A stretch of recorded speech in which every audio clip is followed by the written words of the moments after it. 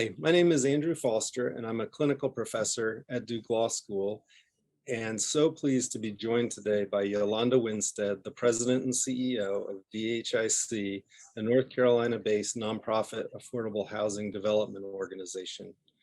Yolanda comes to her work at DHIC with more than 25 years of very diverse experience in affordable housing. She's worked both with nonprofit organizations and for-profit organizations, and has worked both on the developer side and the investor side. So Yolanda, thanks so much for making the time to share your experience and your perspectives on the issues of affordable housing, and really excited, particularly because you have seen so much from so many different vantage points. Oh, well, thank you for having me, and hopefully I'll have something insightful to share. That I'm for sure not worried about. I mentioned that you're the president and CEO of DHIC, and I think we're just about to celebrate your 1-year anniversary, so that's super exciting, and congratulations. Thank you. You know, DHIC is a more than 40-year-old organization, one of the most productive and effective nonprofit housing developers in North Carolina, if not nationally, and yet probably a lot of people don't know about it. Can you tell us a little bit about DHIC? So DHIC is a nonprofit developer of affordable housing. Our mission is to provide homes and promote financial and physical and mental well-being for people in the communities we serve. We've got 4 lines of business: real estate development, asset management, resident services, and our homeownership center. We're governed by a 15-member board of directors who are all volunteers. And a third of that board, or 5 of our members, are representatives of low-income communities, either through their work or by virtue of their residency. And so that we use that for our CHODO designation, which is a community housing development organization designation, which basically just gets us some access to some other funding on our developments. DHIC was started back in the mid-70s, around 1974, during the term of Raleigh's first and only African-American mayor, Clarence Leitner. He got together business leaders and residents of the neighborhoods in and around downtown to really focus on doing some community development work in those communities. This was back before the city of Raleigh had its own community development office or staff. And so we were originally formed as the Downtown Housing Improvement Corporation. Our working name obviously became an acronym, DHIC. So that's what we were known as. And eventually at some point throughout our history, we actually legally changed our name to DHIC Inc. We also have developed in the neighborhoods in and around downtown, and then also expanding out into Cary and Garner a little bit, about 358 single family residential units for sale as well. Our homeownership center business line is really responsible for educating first-time homebuyers, getting the mortgage ready, helping them address credit issues, helping them learn about the home buying process. And they're also the team there. We're a certified housing counseling agency, and we're the annually we provide that service for folks using the City of Raleigh's down payment assistance program. Wake County recently program, and so we're also administering that along with the City of Raleigh's CARES Act funds that are available for homeowners that have been impacted by COVID. I would say annually, the homeownership center serves about 1,000 clients annually. Roughly, just for example, over the last, I would say in 2019, we probably had about 120 residents actually go through our center and were successfully able to purchase homes. Our other 3 lines of business are really somewhat interconnected, at least in our mind, and how they function. That's real estate development, our asset management division, and then we have a resident services division. Real estate development, just as its name implies, is our group of our team who's responsible for the development and construction of our multifamily residential units, as well as single family for sale homes, which we haven't been as active in probably since about 2015 or 2016. And that's primarily due to cost of land in our market and the scale that you really have to build to be able to do, affordable single family homes. And then our asset management team is obviously responsible for managing our third-party property manager in that relationship, because we do not self-manage our properties. We have about 45 multifamily developments serving roughly 4,200 residents with about just under 3,000 units, and that pipeline continues to grow. So we use third property management, and that team's really responsible for overseeing their work, in addition to just monitoring the health of those properties, making sure we're addressing capital needs and just managing those properties in a fiscally responsible way. Our resident services group is really what kind of makes us a different owner than kind of your typical rental owner. They're responsible, and their goal is to help connect the residents living in our communities with services in the community that they might need that can help enrich their lives, either with regard to just health and wellness, educational opportunities, youth programs. And we're really looking to have our housing be a springboard for enriching folks' lives beyond just physically providing the housing units. And so I mentioned, that we have about 45 properties now. Our development pipeline, if you look at what we kind of have recently placed in service over the past year and the units that we have currently under construction, we've got about 680 or so units under construction right now. Another 675 kind of in our what we consider active portfolio at various stages of either pursuing funding for those, getting close to actually being prepared to close on the construction to start financing. So we've got a pretty robust pipeline that probably, if I had to estimate the development cost of that pipeline, it's probably about over $250 million in development pipeline right now. And so those are, said a lot there, but that's kind of DHIC in a nutshell. And I could probably, talk the whole time just about what we do and kind of the inner workings of all of that. But I'll leave room for more questions. Yeah, thank you. That's amazing. So, DHIC and from your role with DHIC, obviously, you really see the entirety of the housing market from, the development and land acquisition side through to mature properties. You're active and engaged in the rental market, you're in the homeownership market, and you're working directly with individuals and households to help them, whether they're renters or moving towards home ownership. So it's kind of remarkable to have one organization that serves the housing market so fully. And then, like you say, you're also really a huge economic development organization if you're generating $250 million of development impact just off your current pipeline.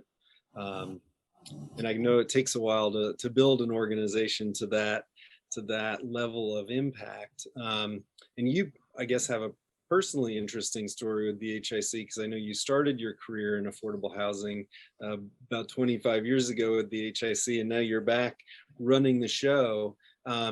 Over that period of time, I'm curious, how do you see the issues having changed for affordable housing in the markets that the DHIC works in? So yes, I was here at DHIC, back in probably the mid 90s through early 2000s.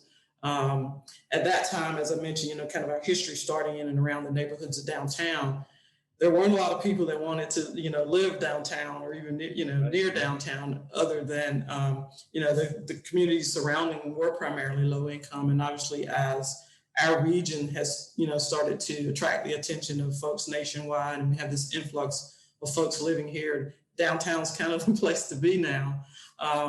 And for us, it's kind of seeing kind of the full life cycle of those neighborhoods go from being somewhat, divested in and people leaving those neighborhoods to people coming back. And what the pressures that's created for those folks that have been here in those communities for such a long time is, just to give you a good example, would be, we did a 24-unit community called Parkworth over near Shaw University back in the mid 90s when those homes sold. We built and sold those homes for just under $80,000. Today, if you look at the sales prices in that neighborhood on that Worth and Ellington Street, those homes are selling for upwards of $400,000 now. And so, what you see is, new people moving in and the demand to be near downtown and inside the city, causing the values and the prices to increase. And then you've got folks who've been there for, years and generations who are faced now with these rising property values. by virtue of all the interest and demand for the location. And so there's this, it's great that all these people are coming back, but it's also putting pressure on those folks that have been there for years. You know, them trying to, stay in those homes and maintain those with rising property values. But we've also done, we built homes in, kind of Cary back before, Cary, same example, Cary's booming, downtown Cary's booming now. We did some homes there on Hunter Street. We did some homes over in Garner. And so it's just kind of been interesting to see, downtown was a ghost town when I worked here many years ago. And, at 5 o'clock, all the people that worked for, the state and local government or in a bank, they took off and went home to the suburbs. And now it's very vibrant and active, aside from, the past year, with COVID and people kind of having to shut in. But that's starting to return now. So it's just interesting to see that life cycle that, we went from, a lot of the places DHIC was working, other people didn't want to be here, didn't think people would come, or didn't think it was a desirable place to live. But, we were trying to serve folks that were here and did see the value of living in these communities in the neighborhoods. So it's kind of, there's a good side and a bad side to it. And so that's kind of our challenge these days. It's just, how to straddle that and make sure that we're still able to afford those opportunities to live in these communities in and around downtown now that they're so popular for folks that have always been here. And I know you have mentioned the history of DHIC is really starting in Raleigh, and then you talked about other places in Wake County.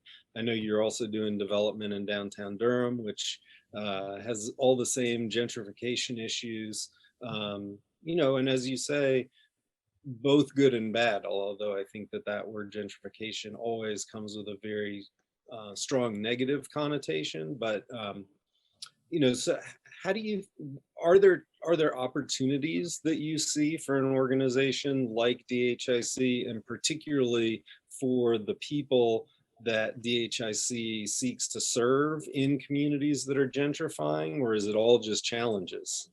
Opportunities and challenges kind of go together. I think what we've discovered or what we've learned, and we've actually been trying to address over the past, some of our more recent developments, is that you have, as I mentioned earlier, this, huge, development pipeline. You look at just the impact economically of, how much money is getting spent to build these communities. And then you start thinking about, well, who's involved in that ecosystem? And, we're using architects, engineers, general contractors.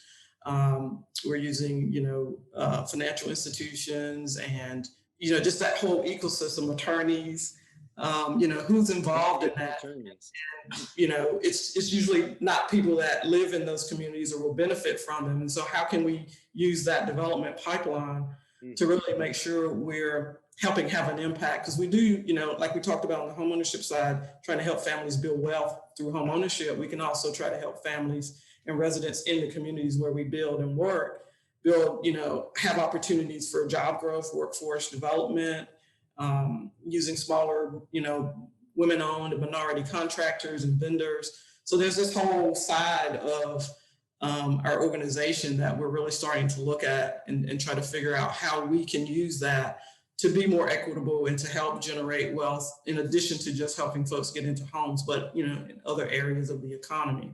And so we've been somewhat successful at doing that in some of our most recent developments, where if we're using some local and federal funding, that typically comes with a requirement, that we try to achieve a certain level of disadvantage or minority or women-owned business participation.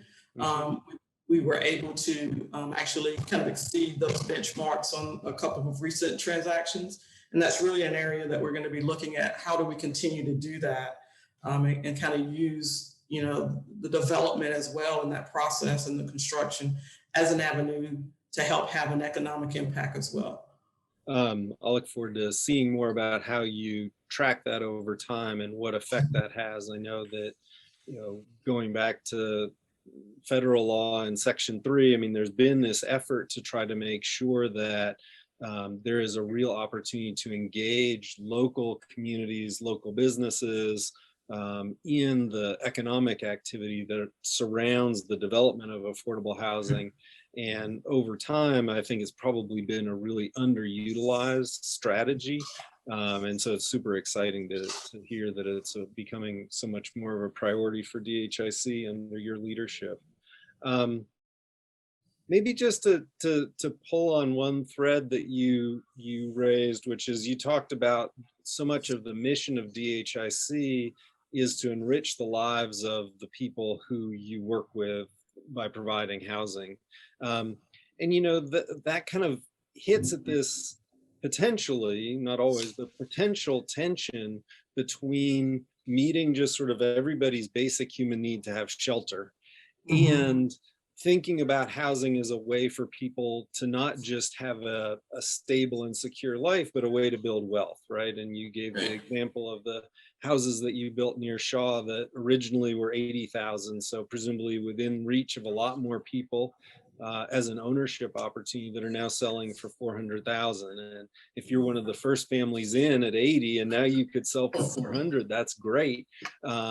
But that next family who is who's working class would really struggle to get that house. So, I mean, how do you think about that tension between providing housing to people who need it and housing as a way to build wealth? Or am I setting it up in the wrong way? Is it not really intention?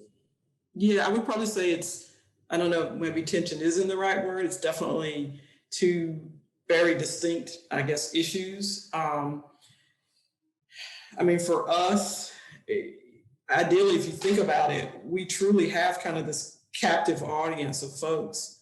You know, I guess in a perfect world, we would be, you know, providing rental housing for families, and you know, even seniors and individuals who could take advantage or want to take advantage of our other services, like for example, the home ownership center, and they kind of move through the continuum. You go from being a renter to being a homeowner.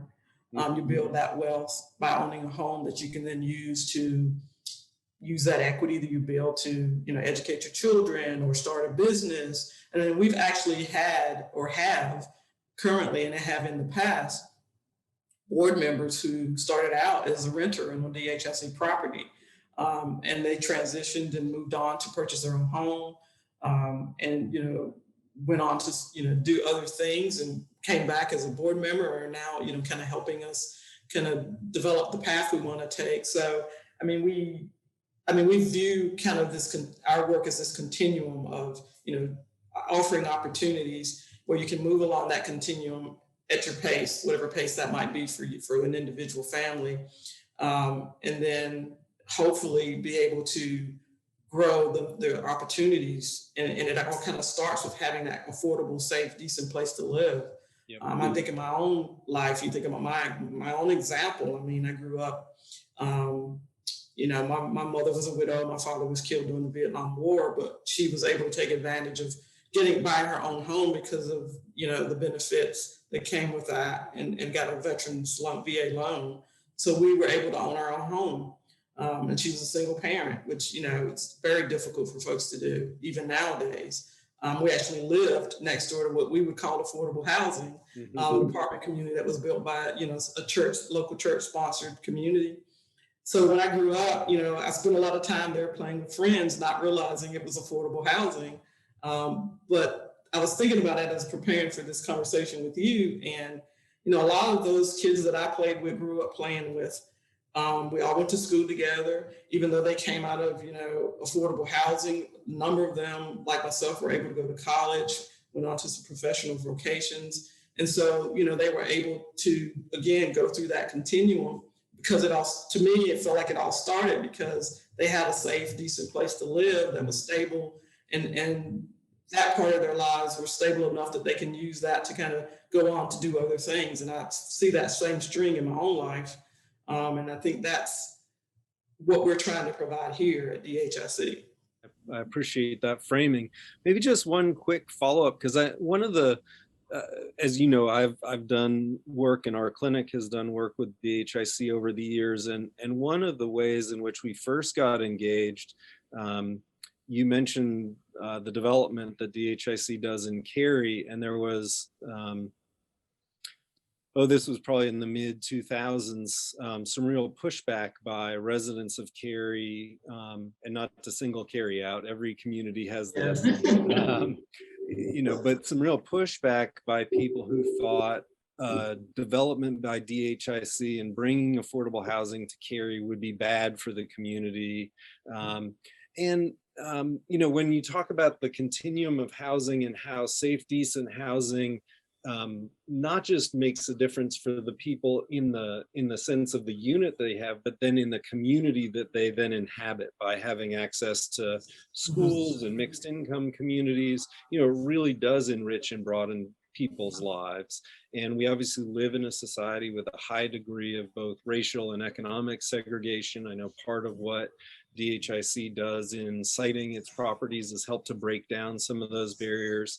And I know this is adding a question to the list we weren't prepared to talk about, but I'm just curious how you see that issue now, kind of the NIMBY issue, the not in my backyard issue, today versus when you were with DHIC or at other stops along your career. Is it more pronounced, or are people, given the high quality and the track record that DHIC and other affordable housing developers have, is it easier to get projects built than it used to be? I would say some of the NIMBY challenges are very much the same, but I think it's kind of grown maybe even beyond, actually initially there was this kind of conception that when we say affordable housing, people immediately went back to the stereotype of what we would call public housing. Right.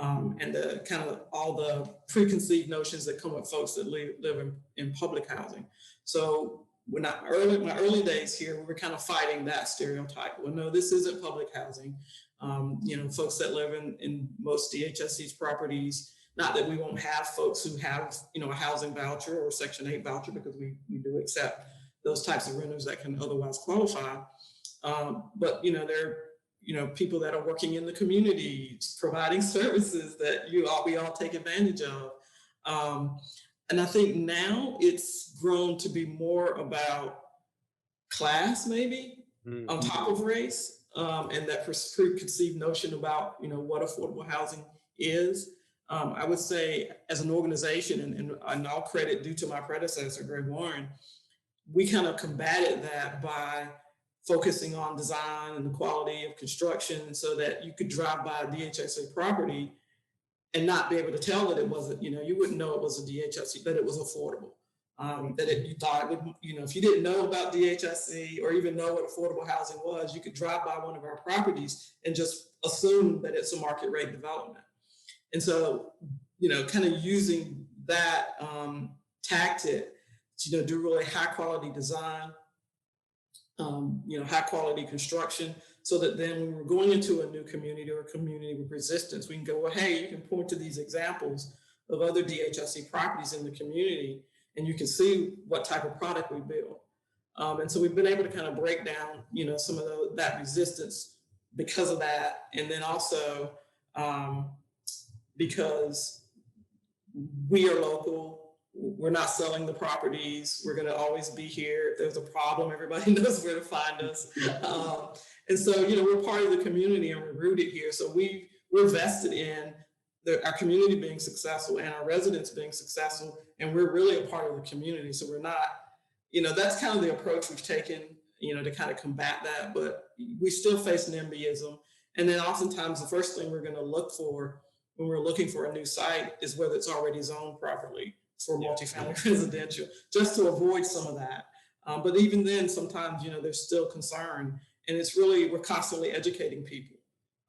And I don't think we'll ever, be able to be to a point where we should stop doing that. Maybe hopefully one day we won't have to do that. But I think it's important. Part of what we do is we continue to educate people about just who lives in what we call affordable housing, and finding that, it's not those other people. It's people we know, people we work with. It's people that, serve us in restaurants and are teachers. And, so it's just an average person just trying to make a living and raise their family and, achieve all the things everybody else wants to achieve.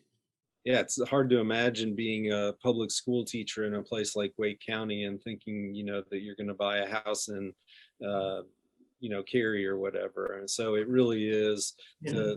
the notion of who needs affordable housing and who lives in affordable housing. Um, it's important for all of us to really appreciate,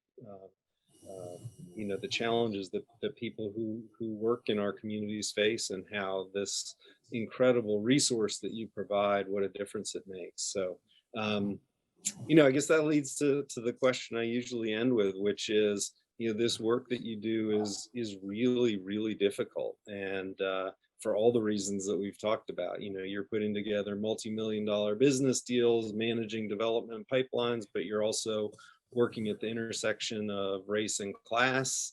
You're building coalitions, you're working with local government. I mean, there's a lot going on in your work, and it never ends. Um, so I'm just always curious, what calls you to this work, and how do you sustain yourself in it? It's all I know. I guess that's the easy answer. Because as you mentioned, I started out here. I was thinking the other day, I was 25 years old the first time I worked here at DHIC. Um, so yeah, I mean, it is truly all I know. I mean, I've spent, you know, the time I spent here at DHIC, my first stint was about 6 years. I had the opportunity to start out on our homeownership center side, helping families get, mortgage ready and buy homes. And actually, what brought me to DHIC, I was a loan officer with State Employees Credit Union for a few years. And the one portion of doing that job that I got the most fulfillment from was helping people get approved for a mortgage. And that's kind of what led me here the first time. And then when I was here for a few years, I had the opportunity to go to work on as a project manager on our multifamily residential side. So I got to kind of see that spectrum as well. But I think what sustains me probably more than anything, in addition to just, the families we're able to help and our residents, is the people that I work with. I mean, we have a staff here of right now about 21 or 22 of us. When I first started at DHSC, there were 6 employees. So but the 20 some folks here now are, they're so committed to what we do. And they really are so focused on always trying to figure out how we can do what we do better, how we can be the best at what we do. And they're just so committed that, no matter how much we have going on or how difficult the task might be or how frustrating things might get because we're, have an issue that we're having to work through, it's everybody genuinely loves what we do and loves, helping folks. And so when you work with people, that really love the work you're doing and bring that passion to it every day, even though we've not been able to see each other as much over the past year,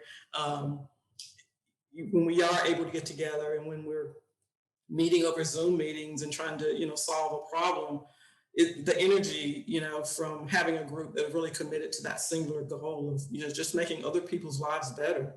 And so, when you cut to the core of everything, that's really what we're here for. And I think what gets all of us that work here up every morning is to come and try to help make people's lives better. I mean, we've got some pretty long tenured staff, and it's obvious, they love what they do, they're committed to it. And, DHIC just wouldn't be the organization it is without those people. So I can't really take a lot of credit for for a lot of things here. I'm really here, to just kind of help us, continue to do what we've done so well over all these years and figure out how to, best chart the path forward for us to continue to do that.